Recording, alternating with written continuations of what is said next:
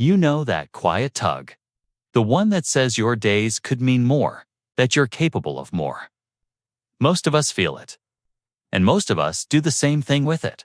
We save it for later. We tell ourselves we need a clear month, a burst of energy, a sign. We wait for a different life to start living this one. But what if the gap between the life you have and the life you want isn't measured in years or even days, but in a single quiet hour, the one you give away every single morning or evening without a second thought? I want to talk about that hour, not as a productivity hack, but as a quiet rebellion. Here's what usually happens. You wake up and your mind is still soft, still yours, for about 10 seconds.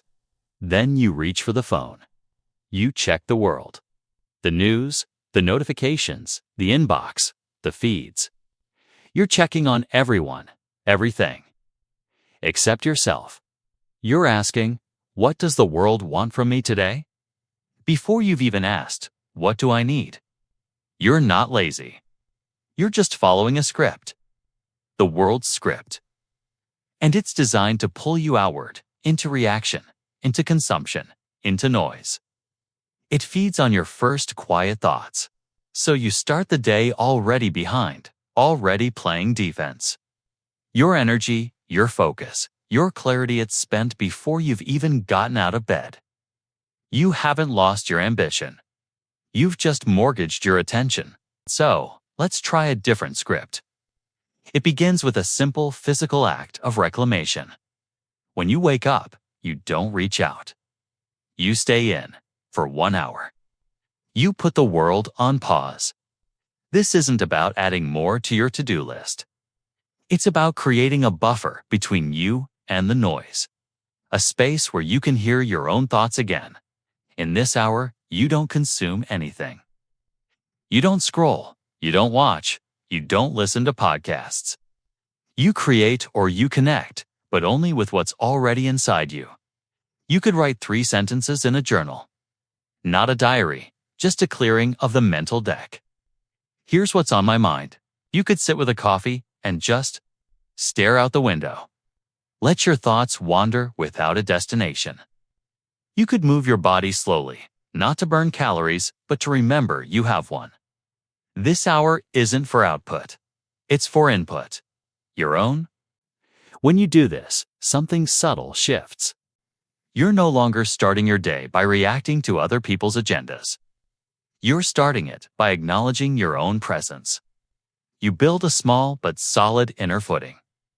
The chaos of the day will still come, the emails, the demands, the unexpected fires. But now, it's hitting a different version of you. A you that's slightly more centered, slightly less porous to every little pressure. This is the real value. It's not that you'll magically accomplish more in that hour, though you might. It's that the other 23 hours begin to change. You carry a sliver of that quiet with you. You might pause before reflexively saying yes. You might find a sliver of patience where there wasn't one before. You begin, slowly, to direct your days instead of just surviving them.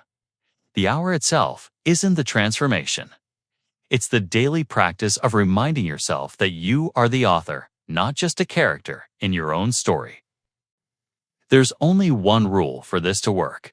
It has to be non-negotiable. Not rigid, but sacred. You guard it not with guilt, but with a gentle fierceness. If a thought pops up, I should just check that one thing, you don't argue with it. You just say, not now. This is my hour. You're not being rude to the world. You're being respectful to yourself. You're building trust with the most important person in your life. Some days, the hour will feel profound.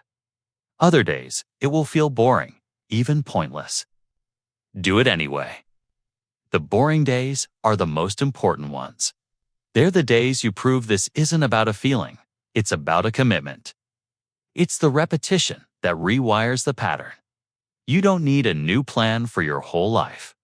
You just need one quiet hour today. That's the entire assignment. Don't think about a year from now. Just think about tomorrow morning or tonight. Where can you find 1 hour that you can claim back from the noise? It's there. It's always there. This is how a life changes.